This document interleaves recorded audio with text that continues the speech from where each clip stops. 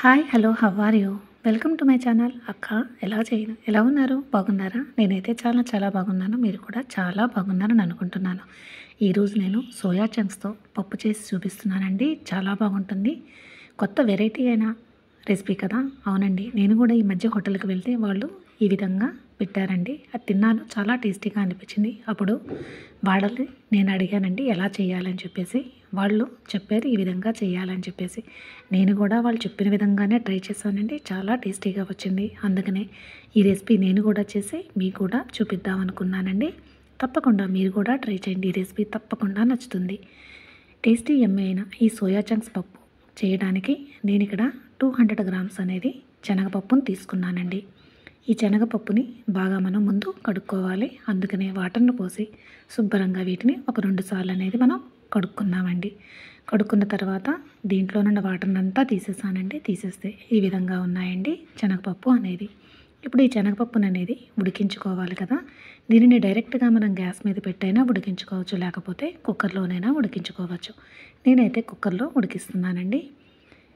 200 గ్రామ్స్కి 400 ml water అయితే సరిపోతుంది. ఒకవేళ కప్పుల లెక్క అయితే నేను 1 కప్పు అనుకున్నాను కనుక 2 కప్పులు అనేది వాటర్ అనేది పోసుకోవాలండి. 2 కప్పుల వాటర్ పోసి తరువాత మనము సాల్ట్ అనేది ఈ సమయంలో వేసుకుంటే బాగుంటుందండి. అందుకని నేను సాల్ట్ అనేది టేస్ట్ ప్రకారం వేస్తున్నాను. నా ఛానల్ని సబ్స్క్రైబ్ చేశారా? ప్లీజ్ సబ్స్క్రైబ్ చేయండి. తర్వాత లిడ్ని పెట్టి నేను గ్యాస్ మీద పెట్టానండి. తర్వాత హాట్ వాటర్ నేను తీసుకున్నానండి. హాట్ వాటర్లో నేను ఇక్కడ సోయా చంక్స్ని 100 గ్రామ్స్ తీసుకున్నానండి. ఈ 100 గ్రామ్స్ సోయా చంక్స్ని ఆ వేడి నీళ్ళలో మనం వేసి ఒక్కసారి ఈ విధంగా కలపాలండి. కలిపిన తరువాత దాని మీద మనం మూత అనేది పెట్టాలి. మూత పెట్టి ఒక 10 మినిట్స్ పక్కన పెట్టుకుందాం. అంటే 5 to 10 మినిట్స్ పక్కన పెట్టుకోవాలి. ఇప్పుడు కుక్కర్ నేను 3 విజిల్స్ తెప్పించానండి. 3 విజిల్స్ తర్వాత పప్పు అనేది ఈ విధంగా ఉడికిందండి. చాలా మెత్తగా ఉడికిపోయింది కదా. దీనిని ఒక్కసారి మ్యాష్ చేద్దామండి. మ్యాషర్తోని ఈ విధంగా ఉడకడం వలన పప్పు మెత్తగా ఉంటుంది, కానీ చాలా ముద్దగా పేస్ట్గా మాత్రం అవ్వదండి. చూడండి ఈ విధంగా ఉంటుంది. అంటే తరువాత పసుపు అనేది 1 స్పూన్ అనేది వేసానండి. తరువాత కారం అనేది నేను ఇక్కడ 2 స్పూన్లు అనేది వేసాను. ఒకవేళ కారం తక్కువ తినేవాళ్ళు తక్కువగా వేసుకోవచ్చు. తరువాత ఒక టమాటాని సన్నగా కట్ చేసి దాన్ని కూడా వేసానండి. తరువాత ఉల్లిపాయని సన్నగా పొడుగుగా నేను కట్ చేసుకున్నానండి. 1 ఉల్లిపాయ అయితే సరిపోతుంది. ఒకవేళ ఎక్కువ కావాలంటే ఒక 2 ఉల్లిపాయలనన్నా కట్ చేసి వేసుకోవచ్చు.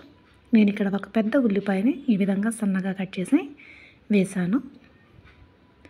తరువాత కొత్తిమీర ఉంటుంది కదండి, కొత్తిమీరను కూడా కట్ చేసి వేసుకోవాలి. తర్వాత నేను ఇక్కడ గ్రీన్ చిల్లీని కూడా వేసానండి. ఒక 4 పచ్చిమిరపకాయలను, 1 స్పూన్ అనేది జీలకర్ర పొడి వేసుకోవాలండి. జీలకర్ర పొడి వేస్తేనే ఈ పప్పుకి టేస్ట్ అనేది వస్తుంది.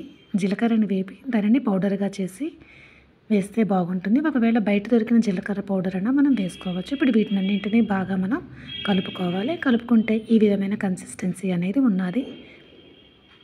తర్వాత మనం సోయా చంక్స్ని నానబెట్టాం కదండి, అవి ఒక 5 మినిట్స్ తర్వాత నేను చూపిస్తున్నాను. 5 నుండి 10 నిమిషాల లోపల ఎంతసేపు అయినా మనం దీన్ని నానబెట్టవచ్చు. చూడండి ఈ విధంగా వేడి వాటర్లో మనం ఈ సోయా చంక్స్ని వేయడం వలన ఆల్రెడీ ఇవి కుక్ అయిపోయాయి. ఎందుకంటే సోయా చంక్స్ అనేవి చాలా తొందరగా ఉడికిపోతాయి కదా. అందుకనే సాఫ్ట్గా అయిపోయాయి కదా. ఇప్పుడు దాంట్లో నుంచి వాటర్ అంతా తీసేసానండి. వాటర్ తీసేసిన తర్వాత ఈ విధంగా ఉన్నాయండి సోయా చంక్స్ అనేవి. అదేనండి మీల్ మేకరు. ఇప్పుడు వాటిని అన్నింటినీ ఈ పప్పులో మనం వేసుకుందాము. ఈ పప్పులో వేసి టేస్ట్ అనేది చాలా బాగుంటుందండి. ఈ పప్పు సోయా చంక్స్ రెండింటి కాంబినేషన్ అనేది చాలా టేస్టీగా ఉంటుంది. ఇప్పుడు వీటిని అన్నింటినీ ఒక్కసారి మనం కలుపుకుందాము. నా ఛానల్ని సబ్స్క్రైబ్ చేశారా? ప్లీజ్ సబ్స్క్రైబ్ చేయకపోతే సబ్స్క్రైబ్ చేయడం మర్చిపోకండి. కిందనే ఉంది కదా సబ్స్క్రైబ్ బటన్, ప్లీజ్ క్లిక్ చేయండి. తరువాత వాటర్ అనేది మనకి ఎంత అవసరమో అంత వేసుకోవాలండి. అంటే కొంచెం జారుగా కావాలంటే ఎక్కువ వాటర్ పోసుకోండి, లేదు కొంచెం గట్టిగా కావాలి అనుకుంటే తక్కువ వాటర్ పోసుకోండి. నేనైతే ఇక్కడ 2 కప్స్ అనేది వాటర్ పోసాను. అంటే కొంచెం జారుగా ఉంటే బాగుంటుంది కదా, అందుకని చెప్పేసి. ఇప్పుడు 2 కప్స్ వాటర్ పోసిన తర్వాత ఒక్కసారి కలపండి. చూడండి ఈ విధంగా కలర్ఫుల్గా చాలా బాగుంది కదా. ఇప్పుడు స్టవ్ మీద పెట్టి దీనిని మనము కుక్ చేసుకోవాలి. ఎందుకంటే టమాటాలు, ఉల్లిపాయలు ఇవన్నీ పచ్చిగా ఉన్నాయి కదా, ఇవన్నీ ఒక్కసారి ఉడకాలి. చాలా తొందరగా ఉడికిపోతాయండి. ఒక 5 మినిట్స్లో ఉడికిపోతుంది. వీటిని చూడండి, ఈ విధంగా మంచిగా పొంగు అనేది వస్తుంది కదా, ఈ విధంగా పొంగుతూ ఉన్నప్పుడు ఒక్కసారి మనం ఉల్లిపాయలు, టమాటాను ఒకసారి చెక్ చేసుకుంటే సరిపోతుంది, ఉడికిందా లేదా అని చెప్పేసి. అది ఉడికింది అంటే మనం దింపేసుకోవచ్చు. చూడండి, సోయా చంక్స్ కూడా చక్కగా ఉడికిపోయాయండి. ఆల్రెడీ వేడి నీళ్ళలో బాగా ఉడికిపోయాయి కనుక ఒక పొంగు వచ్చేస్తే సోయా చంక్స్ కూడా, అంటే మనం వేసిన మసాలాలు అన్నీ బాగా సోయా చంక్స్ కూడా పడతాయి. మంచి టేస్టీ యమ్మీగా అనేది ఉంటుంది. తర్వాత దీనికి తడక అనేది మెయిన్ అండి. నేను స్టవ్ వెలిగించి ప్యాన్ పెట్టి 2 స్పూన్స్ అనేది ఆయిల్ వేసాను. తరువాత జీలకర్రని ఒక 2 స్పూన్స్ అనేది మనం వేసుకోవాలి. తరువాత ఒక స్పూన్ అనేది ఆవాలు వేసుకోవాలండి. వీటిని ఆయిల్లో కొంచెంగా ఫ్రై చేసుకోవాలి. సిమ్లో పెట్టి మాత్రమే దీనిని ఫ్రై చేయండి.